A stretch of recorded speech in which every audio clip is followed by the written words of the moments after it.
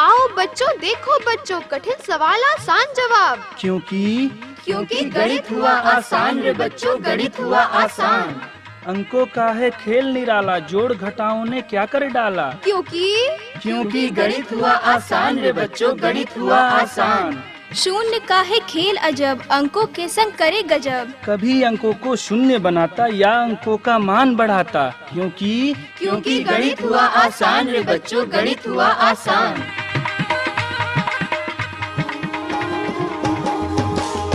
अलवर की आवाज़ 90.8 FM पर मैं हूं आपके साथ, आपका दोस्त बसंत। और गणित को आसान करने के लिए एक बार फिर आपके साथ जुड़ गए हैं आप ही के अलवर की आवाज़ 90.8 FM पर। और गणित को आसान करने के लिए आज हमारे साथ स्टूडियो में फिर से मौजूद हैं IIT अलवर के असिस्टेंट प्रोफेसर सचिन वर्मा, जो आपको बताएंगे कॉनिक सेक्शन में एलिप्स के बारे में। एलिप्स के इस पहले अंक में क्या हमें बताने जा रहे हैं, चलिए जानते हैं आप ही के अलवर की आवाज़ 90.8 FM पर। और साथ में हैं हमारे कुछ कम्युनिटी स्टूडेंट्स।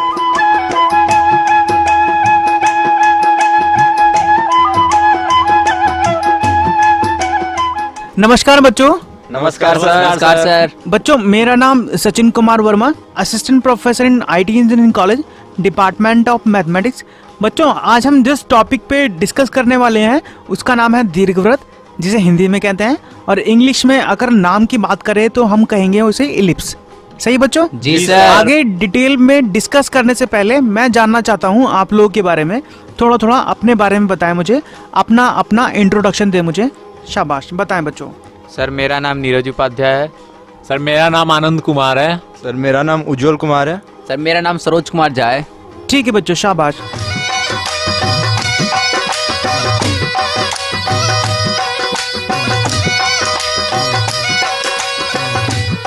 तो जैसे कि मैं बता रहा था आपसे कि हम जानेंगे दीर्घवृत्त के बारे में, ठीक है। जैसे कि पिछले सेक्शन में हमने डिस्कस किया था पैराबोला के बारे में, जो कि एक कॉनिक सेक्शन का पार्ट है। आज हम बात करेंगे दीर्घवृत्त के बारे में। क्या होता है दीर्घवृत्त और क्या होते हैं उसके फोकस, जिसे हम नाभि कहते हैं, ठीक है। हम जानेंगे, यहाँ भी हम जानेंगे कि उसकी मेजर एक्सिस कौन सी होती है और माइनर एक्सिस कौन सी होती है, अर्थात दीर्घ अक्ष और लघु अक्ष के बारे में हम जानेंगे, ठीक है बच्चों। जी सर। जानेंगे स्पेशल केसेस के बारे में कि अगर हम किसी इलिप्स को स्पेशल केस दें और कुछ कंडीशंस लगाएं तो वो किस तरह की एक नई आकृति में कन्वर्ट हो सकता है, कितने वो शीट्स रखता है ना, और क्या होते हैं उसके मानक समीकरण, ठीक है बच्चों।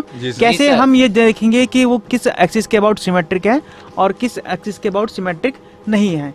नाभि लंब जीवा के बारे में भी जानेंगे, ठीक है बच्चों। जी सर। लेकिन आज हम स्टार्ट करते हैं उसकी डेफिनेशन से कि कैसे हम डिफाइन कर पाएंगे एक दीर्घवृत्त को।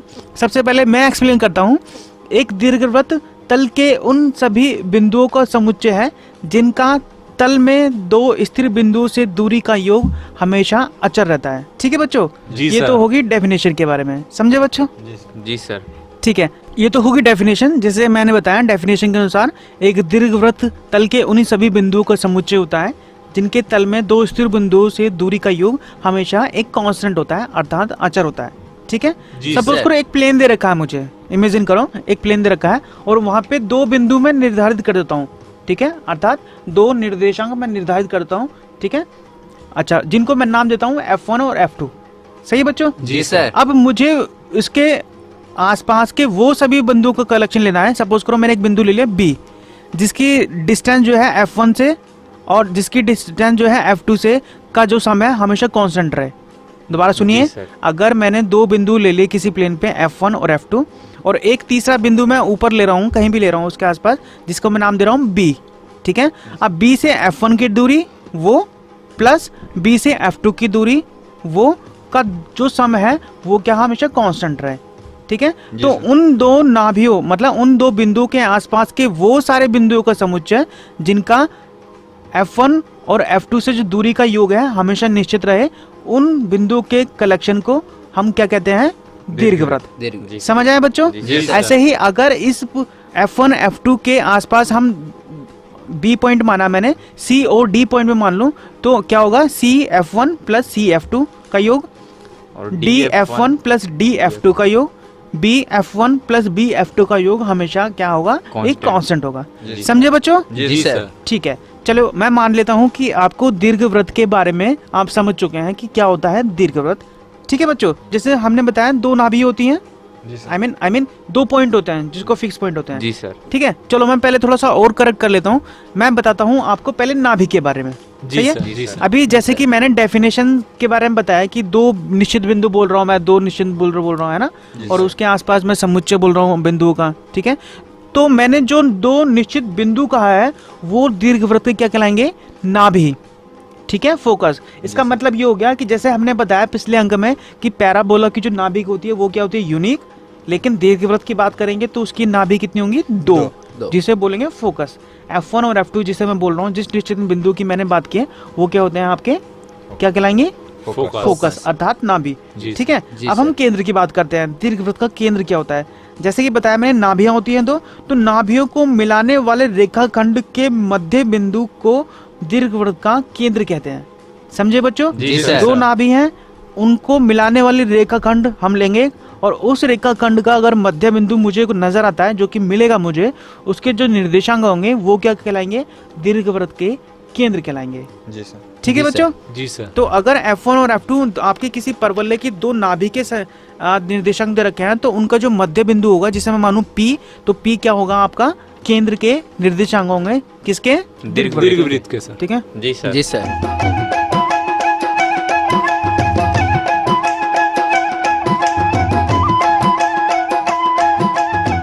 मैं समझता हूँ कि आप डेफिनेशन से समझ गए होंगे कि दीर्घवृत्त का समीकरण क्या होता है, आई मीन दीर्घवृत्त को कैसे डिफाइन कर सकते हैं। अब मैं आपसे ये जानना चाहता हूँ, अगर आप दीर्घवृत्त समझ चुके हैं, उसके फोकस के बारे में जान चुके हैं, तो आप मुझे बताएं कहाँ आप दैनिक लाइफ में इसको जोड़ सकते हो, दैनिक जीवन के एग्जाम्पल के साथ, कहाँ कैसे आप इसको डिफाइन करोगे दैनिक लाइफ के एग्जाम्पल के साथ, मुझे बताएं। सर जैसे दीर्घवृत्त को हम दीर्घवृत्त का उदाहरण ले सकते हैं, अंडा। हाँ बिल्कुल, शाबाश। अंडा सर मतलब दीर्घवृत्त के आकार में होता है, अंडाकार शेप होती है, जैसे अंडा बोलते हैं, अंडा की शेप जो होती है कैसे होती है, दीर्घवृत्त के आकार की होती है। तो बताओ नीरज, ये मुझसे कह रहे हैं जो अंडाकार जो आकृति होती है वो दीर्घवृत्त का एग्जाम्पल होती है, कैसे, मैं थोड़ा बताओगे, एक्सप्लेन करोगे इसे? जी सर, मुझे भी सर ऐसा लगता है सर दीर्घवृत्त को देखने से, सर ये 2 परवलय को सर यदि मिला दिया जाए तो सर दीर्घवृत्त का निर्माण हो जाता है। जैसे कि आपने सर पिछली क्लासों में सर बताया था कि सर सी को परवलय जैसा बोल सकते हैं कि सी की आकृति परवलय जैसी होती है, तो सी को और एक सी लिए उसको टर्न करके अपोजिट करके 2 सी को यदि मिला दिया जाए तो सर मुझे लगता है कि सर दीर्घवृत्त का निर्माण हो जाएगा। और ऐसा ही सर जो अभी आनंद कुमार ने सर बताया कि अंडा, तो सर अंडा का भी शेप कुछ ऐसा ही सर प्रतीत होता है। हाँ देखो, जैसे इन्होंने बताया कि जो अंडाकार शेप होती है, पहले तो जो आनंद ने बताया बिल्कुल सही बताया कि जो अंडाकार आकृति होती है वो बिल्कुल आपका दीर्घवृत्त का एग्जाम्पल होती है। तो जितनी भी आकृति अंडाकार शेप में आपकी, वो क्या होंगी, आपकी दीर्घवृत्त होंगी। अब जैसे मैंने बताया कि लास्ट एपिसोड में जो इंग्लिश का अल्फाबेट होता है जिसे कहते हैं हम सी, ठीक है, सी के 2 फेज होते हैं, एक तो ओपन फेज होता है, एक एंड पॉइंट होता है। ठीक है, एंड पॉइंट वाला क्या होता है, शीर्ष होता है, जो ओपन फेज वाला होता है वो आपका ओपन होता है। तो जो अगर हम 2 ऐसे सी ले लें जिसको ओपन फेज को हम मिला पाए, तो जो मिलाने के बाद जो आकृति बन के आती है वो क्या बन के आएगी, आपकी एक दीर्घवृत्त का एग्जाम्पल बन के आएगी। ठीक है बच्चों? चलिए, ये तो बताया, शाबाश नीरज। ये बताया कि अगर सी को हम अपोजिट साइड से मिलाते हैं उसे, है ना, उनके ओपन फेजेस को मिलाएं तो जो आकृति, जो कर्व नया बन के आएगा वो क्या आएगा, आपका एलिप्स आएगा, जिसे हम कहेंगे दीर्घवृत्त। सही है? चलिए और बताएं बेटा, और बहुत सारे एग्जांपल्स हो सकते हैं हमारी डेली लाइफ में। आनंद आप बताएं कैसे डिफाइन करोगे इसको, एलिप्स को कैसे डिफाइन करोगे आप, एग्जांपल्स बताएं मुझे कोई। सर जैसे मैं एक बार पेंटिंग बना रहा था, अच्छा, तो पेंटिंग कर रहा था, उस दौरान मेरा छोटा भाई आया और वो मुझसे पूछ रहा था कि भैया दीर्घवृत्ताकार का कोई एग्जाम्पल दो। तो मैंने कहा, मैं उस समय सर पेंटिंग में बिजी था और मैंने पेंटिंग में आंख बना रहा था जो कि 2D में।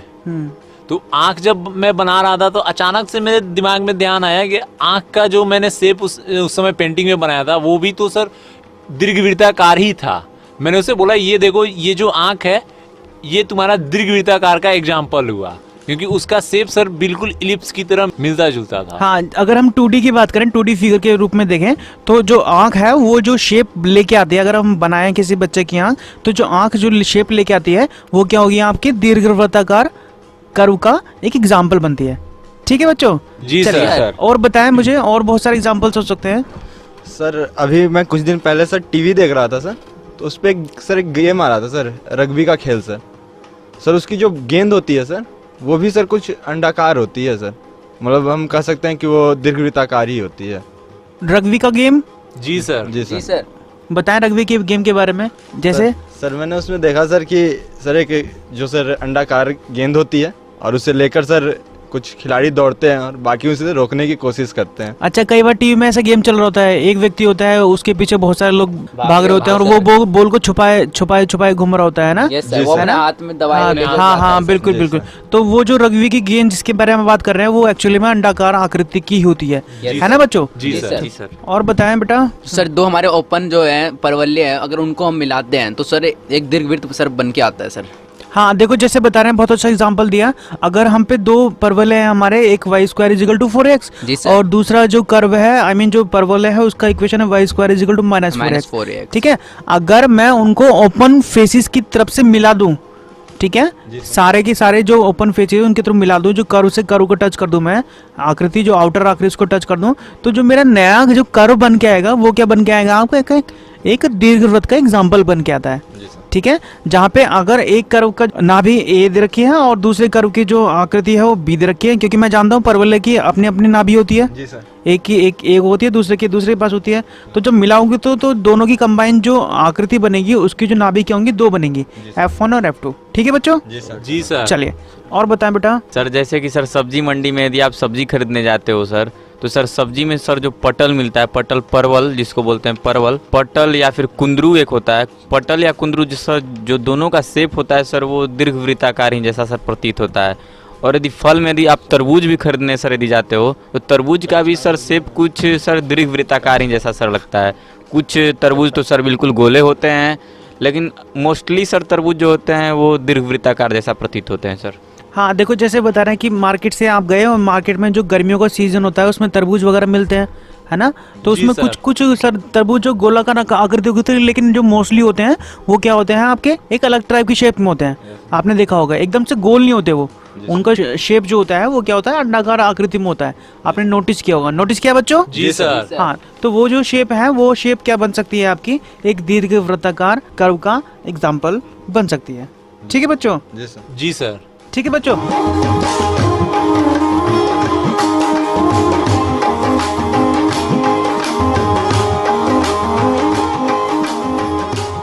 चलो ये तो बताया आपने डे लाइफ के एग्जांपल्स के साथ। अब मैं आपसे एक क्वेश्चन पूछना चाहता हूँ, मुझे उसके बारे में बताएं। आपने ग्रहों के बारे में सुना होगा बच्चों? जी सर। जी है सर। ना? जो सूरज है हमारा एक तारा है, ठीक है? जी ऐसे सर। होता है। पृथ्वी हमारी क्या है? वो एक ग्रह है, ठीक है? और आपने ये भी सुना होगा कि जो पृथ्वी है हमारे सूर्य के चारों ओर चक्कर लगाती है, जी सर। ठीक है? और हम ये भी कहते हैं जो चक्कर लगाते हैं वो सूरज के चारों ओर रोटेट हो रही होती है। तो वो जिसे चक्कर लगाते हैं वो उसे क्या कहते हैं? कक्षा। जिस कर्व के अंदर वो मूव कर रही होती है हमारी पृथ्वी सूरज के चारों ओर, वो क्या होगा? एक कर्व है और उस कर्व को बोल रहे हैं हम कक्षा। जी अब सर। मुझे बताओ, वो जो कक्षा होती है उसकी शेप कैसी होती है? क्या वो वृत्ताकार होती है? क्या वो नहीं। दीर्घवृत्ताकार होती है या परवलय की शेप होती है उसकी? बताओ मुझे जरा। सर उसकी जो आकृति होती है वो दीर्घवृत्ताकार होती है। मान लीजिए सर हमारे 9 ग्रह हैं और उन 9 ग्रह का अपना अपना ऑर्बिट है यानी कक्षा है, और वे अपने कक्ष में सूर्य के चारों ओर चक्कर लगाते हैं। तो उनकी जो ऑर्बिट है वो ऑर्बिट सर एक दीर्घवृत्ताकार शेप बनाती है। इस तरह से वो मतलब 9 शेप हम बनाते हैं जिसे हम लोग सौर मंडल भी बोलते हैं। नीरज आप बताना चाहेंगे कुछ इसके बारे में? सर जैसे कि सर पृथ्वी जो है सर वो सूर्य की यदि परिक्रमा करती रहती है, तो सर कुछ सर वैज्ञानिकों ने सर ये खोजा था कि सर यदि पृथ्वी पे कोई एक सर यदि 2 बिंदुओं को यदि स्थिर कर देते हैं सर, लाइक दैट, जैसा कि अभी आपने बताया था कि F1 और F2 को मान लीजिए कोई 2 पॉइंट यदि स्थिर कर देते हैं, जो सर पृथ्वी का सर जो परिक्रमा का सर जो कक्ष है उस कक्ष पर यदि कोई यदि पॉइंट यदि स्थित कर देते हैं जैसे कि B या C कुछ भी कर देते हैं, तो सर BF1 + BF2 और सर CF1 + CF2 इसका सर जो योग होगा सर वो समान ही होगा, अचर होगा, कांस्टेंट होगा। तो सर इसलिए बोल सकते हैं कि सर जो पृथ्वी सर जो परिक्रमा करती है वो जो कक्ष होता है वो सर दीर्घवृत्ताकार होता है। ठीक है, शाबाश नीरज, शाबाश आनंद, आप लोगों ने सही बताया। तो फाइनली हम ये डिसीजन पे पहुंचे कि जो हमारी कक्षाएं होती हैं जिसके अबाउट हमारे जो ग्रह होते हैं सूर्य के अबाउट परिक्रमा करते हैं, वो क्या होते हैं, दीर्घ वृत्ताकार कक्षाएं होती हैं। जी सर। ठीक है, ऐसा मानते हैं हम लोग। ये भी कहते हैं कि जो हमारा जो आपने सुना होगा एटम के बारे में सुना होगा, इलेक्ट्रॉन्स मूव करते हैं, है ना, नाभि के फिक्स ऑर्बिट में सर, है ना। जी सर। तो ऐसे एक वैज्ञानिक ने कहा है कि जो कक्षाएं होती हैं वो क्या होती हैं, दीर्घ वृत्ताकार कक्षा होती हैं, जिसमें एक इलेक्ट्रॉन नाभि के अबाउट चारों ओर घूमता है। वो कक्षा कैसी होती है, आपकी दीर्घ वृत्ताकार होती है। ठीक है बच्चों, तो मैं ये समझता हूँ कि आप लोग समझ गए होंगे कि दैनिक लाइफ में कैसी उसकी फिगर होती है दीर्घ वृत्ताकार कक्षाओं के बारे में, आई मीन दीर्घ वृत्त के बारे में। ठीक है बच्चों, चलिए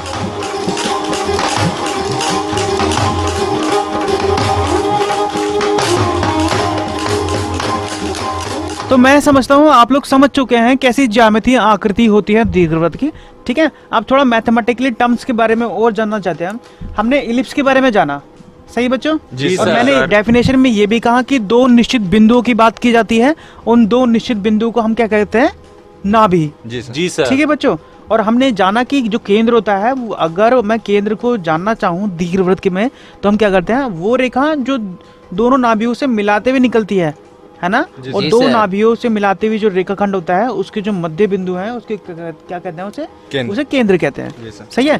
अब मैं आपसे जानना चाहता हूँ कि किसी इलिप्स की जो एक्सिस होती है, एक्सिस को कैसे डिफाइन करोगे? जैसे हमने पैराबोला को डिफाइन किया, उसकी एक्सिस होती है, और दो पैराबोला को मैं बोल रहा हूँ मिला के जो आकृति बन रही है उसको मैं इलिप्स बोल रहा हूँ, तो यहाँ भी एक्सिस होगी। तो एक्सिस को कैसे डिफाइन करोगे, बताओ मुझे, दीर्घवृत्त की एक्सिस कैसे डिफाइन करोगे? सर हम सर कह सकते हैं सर कि जो दोनों नाभियां हैं सर, उनको आपस में मिलाते हुए जाने वाली रेखाखंड, जो कि सर दीर्घवृत्त के बाहरी वक्र को टच करते हुए जाती है, उसे हम सर उसकी अक्ष या एक्सिस। अच्छा, उसे एक्सिस कहते हैं। जी। ठीक है, चलो मैं थोड़ा सा एक्सप्लेन करता हूँ। सपोज करो दो नाभि दे रखी हैं, हमने बताया कोई कर्व है, अंडाकार आकृति, समझ गए आप? ठीक है सर। उन दो नाभियों से जो अगर मैं कोई रेखा पास करा रहा हूँ, जब वो रेखा को मैं एक्सपेंड करूंगा तो वो जाके आपके कर्व पर टकराएंगी, कहीं ना कहीं तो एंड पॉइंट मिलेगा उनका। जी सर। ठीक है, वो जो दो एंड पॉइंट होते हैं वो क्या कराएंगे आपके, वो क्या होंगे, आपके शीर्ष होंगे। Yes sir. सही है। जी सर। अगर आपको दो नाभि दे रखी हैं और उन दोनों नाभियों को मिलाते हुए आप रेखाखंड खींचो, लेफ्ट में बढ़ाओ और राइट में बढ़ाओ, जो बढ़ाते बढ़ाते जो कर्व को टच करेंगे, वो जो एंड पॉइंट आएंगे आपके, वो क्या कहलाएंगे, शीर्ष। किसके, आपके दीर्घवृत्त के। और वो जो एक्सिस होगी वो एक्सिस क्या कहलाएगी, आपकी मेजर एक्सिस। एक्चुअली जो हमारी एक्सिस होती है वो किसी भी दीर्घवृत्त में दो प्रकार की होती हैं। एक होती है मेजर एक्सिस जिसे बोलते हैं दीर्घ अक्ष, और एक होती है माइनर एक्सिस जिसे बोलते हैं लघु अक्ष। जी सर। ठीक है, तो जैसे आपने देखा होगा जो अंडाकार आकृति होती है, उसके जो अंडाकार आकृति में जो लंबाई वाला जो पार्ट होता है वो लंबा होता है, और जो मोटाई वाला पार्ट है वो थोड़ा सा छोटा होता है। तो लो जो लंबाई वाला पार्ट है उसकी जो एक्सिस है, जो फोकस से होकर जो कोई रेखा जाती है, उसे बोलोगे क्या, दीर्घ एक्सिस। क्यों? क्योंकि उसकी लंबाई ज्यादा है। ठीक है, और क्योंकि मैं बात कर रहा हूँ जो बाकी जो पार्ट है, जो मोटाई वाला पार्ट है वो छोटा है, तो वो जो एक्सिस है वो क्या निकलती है, आपकी सेंटर पॉइंट से निकलती हुई, अर्थात जो केंद्र है ना, केंद्र पॉइंट से अगर आपकी मूल एक्सिस एक्स एक्सिस है, तो जो लघु एक्सिस होगी वो क्या होगी, मूल एक्सिस के परपेंडिकुलर होगी, और कहाँ से पास होगी, वो केंद्र से। दोबारा सुने मेरी बात, कि जो नाभियों से पास होने वाली जो रेखा है उसे बोलोगे आप क्या, दीर्घ अक्ष, और लघु अक्ष वो होगी जो इस लाइन के परपेंडिकुलर होगी, और जो कहाँ से निकलेगी, आपकी केंद्र से। सही है बेटा? जी सर। तो इस प्रकार हमने जाना कि हमारी दीर्घ अक्ष और लघु अक्ष करके दो एक्सिस होती है, जिसे कहते हैं इंग्लिश में मेजर एक्सिस, और दूसरी होती है माइनर एक्सिस। ठीक है। अच्छा, तो केंद्र से जाने वाली तथा केंद्र तक नाभियों से जाते रेखाखंड दीर्घ अक्ष कहलाता है। ठीक है। इसी प्रकार केंद्र से जाने वाली तथा दीर्घ अक्ष के लंबवत रेखाखंड को दीर्घ अक्ष का लघु अक्ष कहते हैं। सही है। अगर मैं दीर्घ अक्ष को डिफाइन करना चाहूँ, दो एंड पॉइंट है, ठीक है, ए और बी दो एंड पॉइंट मिलते हैं, तो ए बी को जो डिफाइन होंगे वो 2a से डिफाइन होगा, और जो माइनर एक्सिस है जिसे मैं लघु एक्सिस बोल रहा हूँ, अगर वो दो एंड पॉइंट उसके सी और डी हो तो सी डी को मैं डिफाइन करूंगा 2b से।